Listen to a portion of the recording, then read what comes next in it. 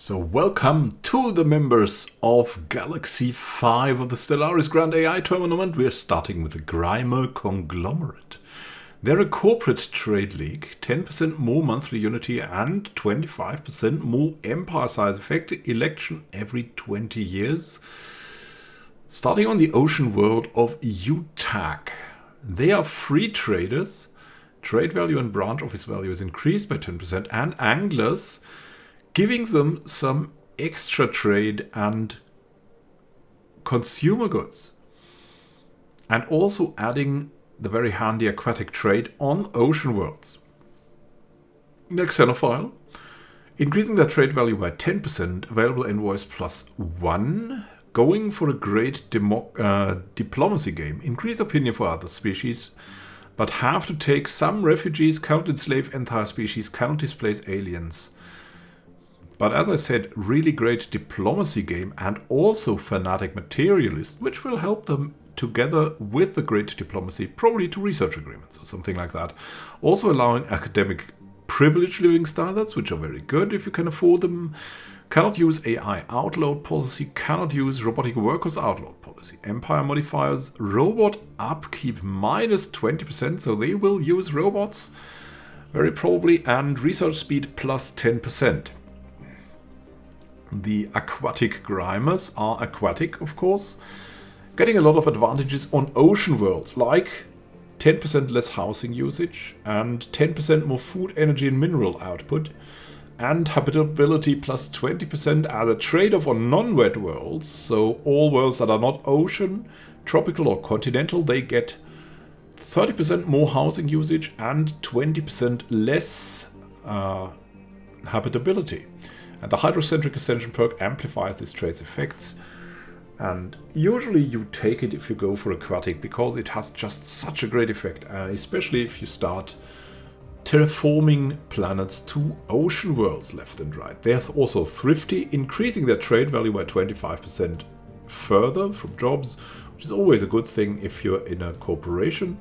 They're nomadic, perfectly playing into Xenophile, so if you have a migration treaty, you will profit from that more. Pop growth from immigration is +15%, resettlement cost is -25%. They're also repugnant. They need 20% less amenities from jobs, which is not so much a problem for a corporate trade league. They're starting with a classic Prosperous Unification and probably having a good outlook in a combination that will allow them to have a little bit more monthly unity, to have great research, just a well-balanced empire that will maybe take the lead. We're coming to a changed Pasharti absorbers. The Pasharti absorbers exist as a pre-made empire by Paradox, but these have been changed to be a little bit more extreme. They're starting on Terralon, a tundra world, and they are a dictatorial purity order. That's the change. They're dictatorial, so their empire size goes down by 10%, which is very useful for them. They also have reanimators. So they're not only necrophages, they also have reanimators. So they're going full necromancers, if you want. So within this society, death is no bar, the call to arms. So military academy building is replaced by a dread encampment, granting necromancer jobs and allowing the recruitment of undead armies that are cheaper and also are not influenced by morale. Necromancers turn consumer goods into research points for physics and society and naval capacity and spawn undead defense armies. Defeated organic armies are sometimes resurrected as undead armies, and defeated organic leviathans can sometimes be resurrected. They are also fanatic purifiers, which cancels their diplomacy. They want to destroy all other sapient life. It's crazy. So this means they cannot access the galactic market neither.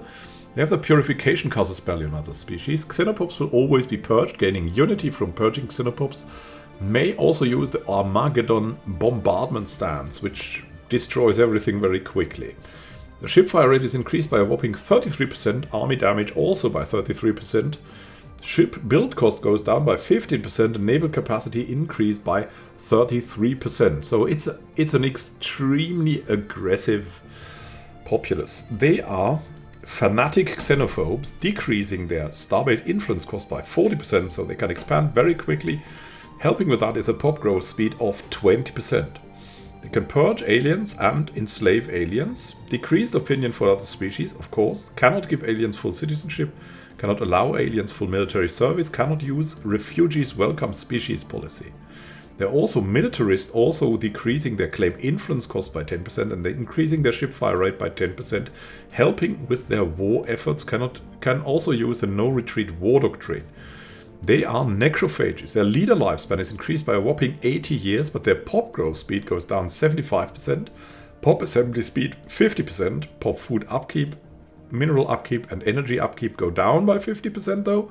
Ruler pop resource output and goes up, as well as specialist pop resource output goes up by 5%, but worker pop resource output goes down by 10%. Usually the Pasharti Necroids will be leaders, and there's another pre-patent species that will be used as the workers, maybe even enslaved.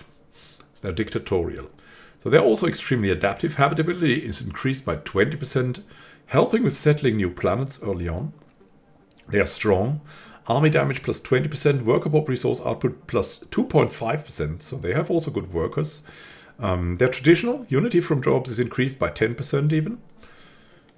They are, on the other hand, repugnant, of course. That makes, from a role-playing sense, that makes total sense. And when it is from jobs, decreased by 20%, and slow breeders, pop growth speed is decreased by 10%. So they will usually use their workers as producing amenities. They're necrophages. This civilization evolved as a parasite, feeding off other sapient life forms for growth. As it extends its reach across the galaxy, other species will come to be seen either as apprentices to be brought into the fold, or merely as food to sustain its growing might. Now, it's not a big change. I mean, necrophage only gives you a little bit more time, but if you necrophage other species, you will have a massive diplomatic penalty on them. So if you go purity order from the start, it's just the mask has fallen. So let's see about the pre-patent species. There are these cute snails here. They're the Gryphians. Molluscoids, what can they do? They're docile, so decreasing empire size from pops by 10%. Makes absolutely sense with the pre-patent species. Communal, also using 10% less pop housing. Conservationist, less consumer goods upkeep used. They are slow learners. They will not be leaders, so that's a very good pick.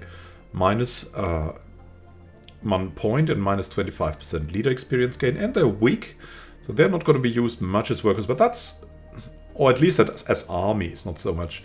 But a 2.5% penalty for worker pop resource output isn't really that harsh. Weak is something to often take, especially if you go for rather later game war or will not use this species for armies.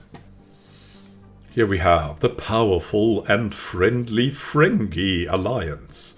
Starting on an arid world, they are a corporate trade league.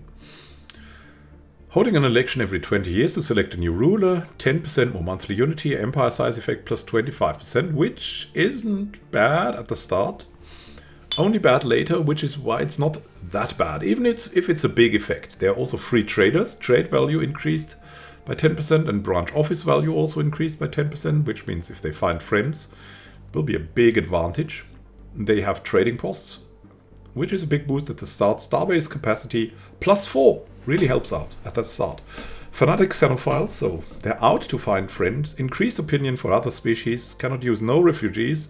Cannot enslave, cannot displace aliens. But 20% more trade value and 2 more envoys. Setting them up for federation building or any kind of friendliness. They will not be declared often upon. They're materialist, allowing academic privilege living standards, which is just a very good living standard to use, especially for research. Cannot use AI outlawed, cannot use robotic workers outlawed policy, but they will not probably. They're friendly, they will probably give them full rights. Robot upkeep decreased by 10% and research speed increased by 5%. They're also thrifty, increasing trade value from jobs by 25%. And of course their trade value further modified by the empire modifier, so they have pretty good trade income. So their starting world especially will have tons of trade value. The Deviants, governing ethics attraction minus 15%. This is balanced out probably by their friendliness and by them treating their people probably right. Because Fanatic, Xenophile, Materialist, that will probably go well. Their Ingenious, energy credits from drops also increased by 15%. So they will maybe use everything for the market. Gives them a great flexibility to buy what they need to buy. They are also sedentary. Pop growth from immigration decreased by 15%. Resettlement cost increased by 25%. But probably they will have migration treaties, so they will have pop growth via migration treaties. They're starting as a prosperous unification. That's the classic. The AI usually treats well. If ever your life is lonely, if ever you're feeling low, there's one thing you must remember.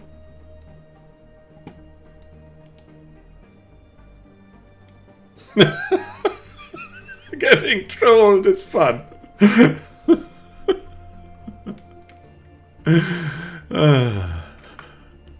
Another rather friendly empire is the Gryphian Democratic Socialist Unions. Will they become the friends of the Vrengi Alliance, even if they have shared burdens and are not a trade league, but they have merchant guilds? So they're a communal parity. They're democratic, automatic resettlement chance plus 50%, which is very useful in the later game. And every 10 years an election, which is very useful for a human player. They have shared burdens, allows the shared burdens living standard, under which all pops have moderate consumer goods upkeep regardless of strata, disables the use of most other living standards, increases the stability by plus 5, which is very good. Pop demotion time is decreased by 45%, so if someone is automatically resettled, he will usually take any job very quickly that he's offered. Which can be really, when you go for a lot of pops, which can be a good advantage. They have merchant guilds, which means capital buildings provide merchant jobs, further increasing income trade value, and things like that, amenities. They're Fanatic Egalitarian, must have democratic government form, allows utopian living standards, so there's already the living standard they can live to. If they want to, they can increase from shared burdens to utopian living standard, which is even better, but it's not needed. It's not needed. But Fanatic Egalitarian is needed for shared burdens, or at least egalitarian. So you get that thing as a bonus for later on, when you can afford it, and utopian is just really good. Empire modifier faction unity gain plus 50% and specialist pop resource output plus 10%. So that helps a lot with producing more specialized goods. And of course, with unity. They're also Xenophile. Increased opinion for other species, cannot use no refugees, cannot enslave or displace aliens. Trade value is increased by 10%, available envoys plus 1. So they will also form friendships of a kind. They're the Gryphian Avians. Rapid breeders, so the pop growth speed is increased by 10%. They're unruly. Empire size from pop is increased by 10%. Yeah, now unruly is a late game disadvantage, and rapid breeders is an early game advantage. So it seems counterintuitive, but it's not a bad combination. They're communal, so their pop housing usage goes down by 10%, which is always helpful at any point. They're adaptive, 10% more habitability, so they can settle on these planets faster. They're also deviants, decreasing their governing ethics attraction by 15%, but if they are happy, which they should be with the set of these living standards unlocked, then this is no problem at all. They have the background of here be dragons, so they get space dragons roaming the home system. Dragon may protect you from harm if you fulfill what he wants, right? Beware its wrath should you displease it, but they will not die early, thanks to the dragon. Havoc. The story of Gryphia and the Gryphians is a tale of travel, trade, and community. Gryphians are a free-thinking species and often difficult to get consensus. They long lived in small communities spanning the steppes and savannas of their home world. These communities frequently intermixed as young Gryphians moved between communities that matched their ideals, and as those communities shifted, goods would shift too. The flow of goods, ideas, and individuals became what bound society, and the inherent value of the freedom to move, to think, and to find one's place drives them to the stars, united in diversity, a very noble species, right? That's the Caloctora organism, a collective consciousness hive mind. increasing their pop growth speed by 25%, empire size effect goes down by 25%. So that's already a good combination from the start, from the hive mind. But of course they have no happiness, which can be stopping them later on. But on the other hand, they have also one mind. All your leaders are less likely to gain negative traits, and unity is increased by 15%. And pooled knowledge, leader level cap, and increased by 1. Leader experience gain increased by 10%, and encryption increased by +1. Which will just give them a slight little buff, right? Better leaders, and these leaders are less likely to gain negative traits. It's a good thing, and especially for the ruler of them. They are a Gestalt consciousness. War exhaustion gain goes down by 20%. Monthly inference goes up by 1. Encryption goes up by 2. Of course, they're hive-minded, not affected by happiness, and they're budding. Each pop working as a slave or better produces 0.02 monthly organic pop assembly, which will help them even grow a little bit more. So they will have more growth, and they have the Tree of Life origin. This hive evolved in a symbiotic relationship with a vast tree. Our hive gains many bonuses from living on a planet with a Tree of Life present, or penalties if it is absent. Colony ships are more expensive, but will provide new planets with their own sapling, and the Tree of Life helps with food production growth and a little bit of room usually, depending on the patch you're playing on. Caloctora. They're starting on that arid world, and we'll see if they can spread to the stars with this simplistic idea of just having more pops. So then we come to another memorable empire, the UJS Empire. God. They're a feudal imperial empire with power projection +1. They're a feudal society. Empire leaders do not cost unity upkeep if they're employed, but cannot be dismissed. In addition, your employed governors generate unity equal to that level. Subjects can build star bases to expand the territory. Leader cost -50%, subject power relations penalty -50%. They have an aristocratic elite. This society has an entrenched nobility that occupies the upper echelons of society. Their capital buildings replace some politician jobs with nobles, and you can also construct noble estates, buildings that add additional noble jobs. And the government level cap is increased by 1. That's now, at this point, this aristocratic elite is a very, very good pick. Just improving governors and, in general, ruler output a lot. They're authoritarian, allowing for stratified economy, which can save a lot of upkeep. Can enslave aliens, cannot use democratic government forms, but has 0.5 more influence per month, and worker pop resource output +5%, quite helpful at the start. Fanatic Militarist, ship fire rate +20%, claim influence cost -20%. Really big help at the start or at the mid-game. They are led by the humanoids of the new End-O. They're survivors with Tomb World habitability +70% and leader lifespan +10 years. Yeah, they're living on the Tomb World of the whole. They are nomadic. Pop growth from immigration is increased by 15% and resettlement cost -25%, which is just very, very good. Like if they get other pops from other empires, that will boost them. And also if they expand quickly, which they can due to a little bit more influence, that will also help. And it will also help if they decide to get subjects and grow like that. We'll see if the AI does that. They're also enduring, so their leaders live 20 more years, which is just a good combination with this couple of things, that their leaders are just a little bit more durable, and the humanoid leaders of this empire are just better. They're repugnant. Their amenities from jobs go down by 20%. And they're post-apocalyptic and have a backstory. Avery Eugenas, the man who united the New and O tribes, set out to conquer the galaxy. Although the war that preceded the unification caused great damage to the planet's surface, EU JNAS was able to push scientific progress towards the discovery of FTL-capable ships.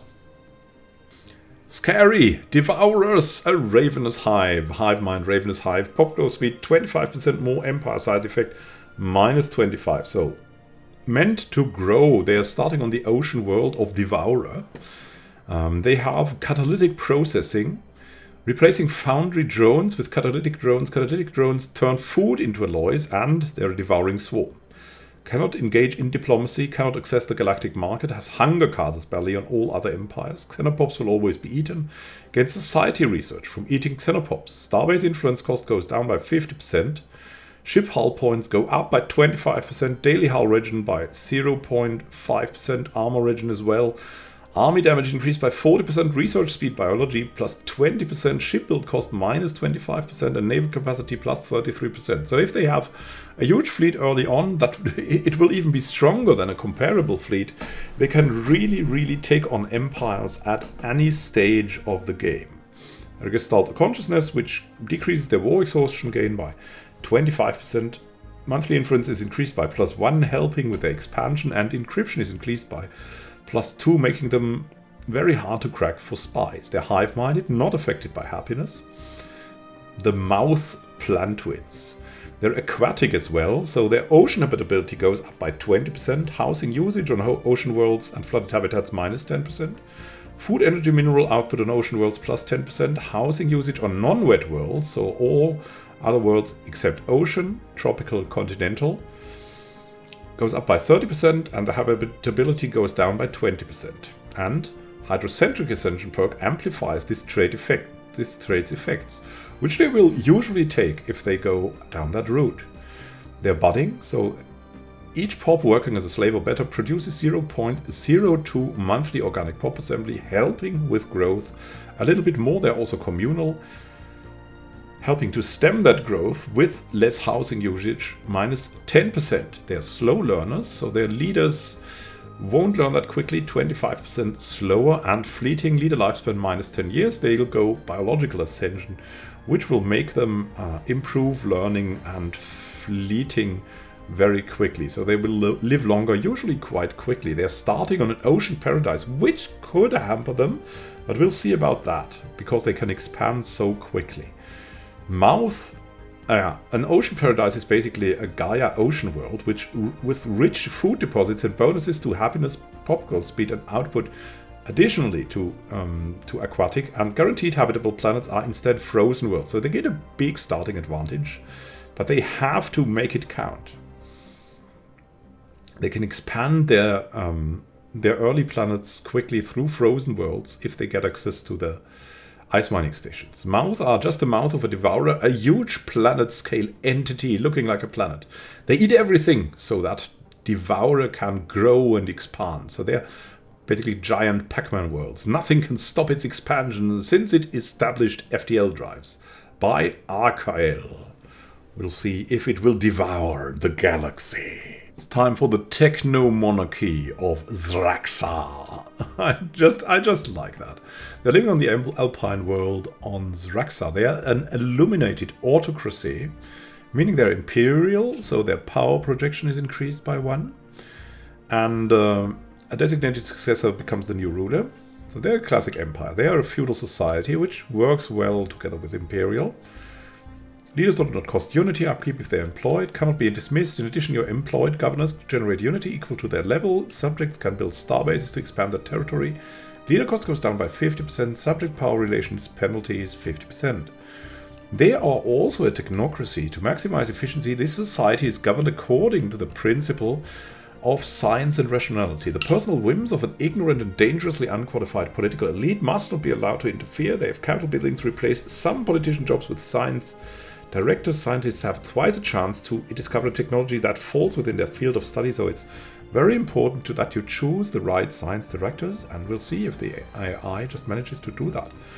If research alternatives +1, which helps choosing. So it's great to play for a player. We'll see how successful it will be as an AI. I mean, it also gives a big research bonus to have the science directors around, right? They're authoritarian, allowing for stratified economy living standards, but they also have academic privilege if they want that. They can enslave aliens, cannot use democratic government forms, monthly influence plus 0.5, and worker pop resource output plus 5%. They're also Fanatic Materialist, allowing academic privilege living standards, cannot use AI outlawed policy, cannot use robotic workers outlawed policy, but they will use them, very, very probably. Robot upkeep goes down by 20% and research speed plus 10%, so it will help their playstyle. They're intelligent. They've just 10% more research output from jobs. It's very cool. Simple. I like it. I like it. They're starting with here be dragons, which stops them from probably being eliminated early on because they have a dragon to guard them. But they have to also go for the whims of that dragon when they expand, and that it can also be a risk. The techno-monarchy of Xraxar maintains a strict feudal structure, but there's nevertheless significant social mobility based on scientific achievement. You are born a baron, but only an accomplished inventor can be granted a dukedom. Of course, a serf is still a serf, and will never be more than a serf. A serf is there to serve, apparently. We'll see if the techno-monarchy of Xraxar can create galactic feudalism. And we have the Grand Elven Kingdom, an Irenic bureaucracy, they're oligarchic, increasing the faction unity gain by 15% and having an election every 20 years to select a new ruler. Helps with unity, of course. Environmentalist, pop consumer goods upkeep decreased by 20%, very great at the start. Inward perfection, so that really limits them to a lot and makes them unlikely to be winners. They will not be aggressive, and they will not form a federation. Only in very, very rare circumstances can they do that. They cannot have rivals. Defensive pacts, migration treaties, research agreement, commercial pacts. They cannot guarantee independence, join federations, infiltrate primitives, have forced subjects, and cannot use unrestricted wars policy. They have monthly unity, so they cannot go. They can only go to war really against threats. They have a monthly unity of plus 20%. Pop growth speed is increased by 10%, so that's huge bonuses, of course. Edict Fund plus 50, Citizen Pop Happiness plus 5%, available envoys minus 1, and they won't need them really. Encryption plus 1, and code breaking minus 1, so they are sealed off from the outer world. They're egalitarian, can use utopian living standards, cannot use autocratic government forms. Faction unity gain increased by another 25%. And specialist pop resource output increased by 5%. Always helpful. The xenophobes, that's one of the prerequisites among with pacifist of inward perfection. They can purge enslaved aliens, decrease opinion for other species, cannot give aliens full citizenship, full military service, cannot use refugees welcome species policy. They will not let anyone in. They have a starbase influence cost of minus 20%, making early growth relatively easy. Pop growth speed is increased by 10%. Also helping out there. They're pacifists, 5 more stability and minus 15% emphasis from pops. They can grow very quickly if they want so. Cannot use unrestricted wars though, which is also used in inward perfection, so it's not a big loss. And cannot engage in indiscriminate orbital bombardment, which isn't that great anyway, so they're not losing much, but diplomacy is a big loss. And they will not be able to expand to their will, and they will have some problems expanding, maybe because they're starting, and we come to the origin later on a Gaia world. But from the story of the Elven Kingdom, it's absolutely excellent. It's typically Elven. They are coming from a Gaia world, right? So they're life-seeded, starting on a Gaia world size 30. Habitability preference is set to Gaia world preference, which makes them go to live on Gaia worlds, but not really on all other planets. They can also exist, of course, in the comfortable orbital habitats or ring worlds without problems. But for other things, they would have to improve themselves a little bit, which they will probably do. They have talented leaders, 1 more leader level cap. They're conservationist, 10% less consumer goods upkeep. Adding up to environmentalists, they have very low upkeep in that case. So they will be able to expand early on very quickly if they manage to find more Gaia worlds or other spots. They will be venerable, they have great leaders. 80 more years, they're on the other hand repugnant, 20% less amenities from jobs, and unruly, 10% more empire size from pops, which is really not a big problem at the start. So they're well rounded, but they're more into a great story than, but we'll see. We'll see. There's always some surprising. Maybe the AI understands how to build that great. It's a flip coin for me. But I think they will survive until the end. We have the Neo Beastman Imperium. Coming from some friendly banter in the Discord group. They're a martial empire. They're imperial. Power projection increased by 1. They have a philosopher king. Increasing ruler level cap by +2, and rulers and governors are less likely to gain negative traits. They're a warrior culture, so they are philosophical warriors. And replaces entertainer jobs with duelist jobs. The duelists turn alloys into unity, amenities, and naval capacity. It's really a good trait, and army damage is increased by 20%. So they can invade relatively quickly if they want so. They're authoritarian, of course, allows stratified economy living standards. They can enslave aliens, cannot use democratic government forms. Monthly influence is increased by 0.5 and work or pop resource output by 5%. The xenophobes can purge and enslave aliens, decrease opinion for other species, cannot give aliens full citizenship or fill military service, cannot use refugees welcome species policy. So they will go beastmen. But they will also probably enslave their own people a bit. They have starbase influence cost minus 20% and pop growth speed plus 20%. So together with authoritarian, that's just a great early expansion. And Militarist, of course, helps with that. Claim influence cost goes down by 10%. Ship fire rate goes up by 10%. And I can use the no retreat war doctrine. They're rapid breeders, which gives them a kickstart with 10% more pop growth speed. Additionally, to the xenophobes, the Deviants, 50% less governing ethics attraction, which could lead to problems in that position when they have slaves. We'll see how that works. The unruly empire size from pops is increased by 10%, which may again limit them in growth. If they grow so quickly early on, then are unruly, and we'll see how that works out. They're industrious. Minerals from jobs is increased by 15%, which helps greatly at the start, and strong, which helps with invading other planets. Army damage increased by another 20%. Worker pop resource output increased by another 2.5%. So their workers will be very strong at the start. So at the start, this is very strong, and if they manage to keep themselves together, they can have a great future. They are remnants from a civilization that once spanned the void, starting on a relic world as the home world, reclaiming the lost glory and having some ruins and stuff. Events out there on Mars Caro. The Neo Beastman Imperium rose from the ashes of their ancient glory. Their past empire was destroyed by their enemies. The new Imperium will be stronger. This time, no one will oppose the will of the Imperial Matriarch. Her just rule will guide the Imperium to glorious battles and victories against the enemies of the Imperium. Glory to the Matriarch. Glory to her daughters. Glory to the Neo Beastman Imperium.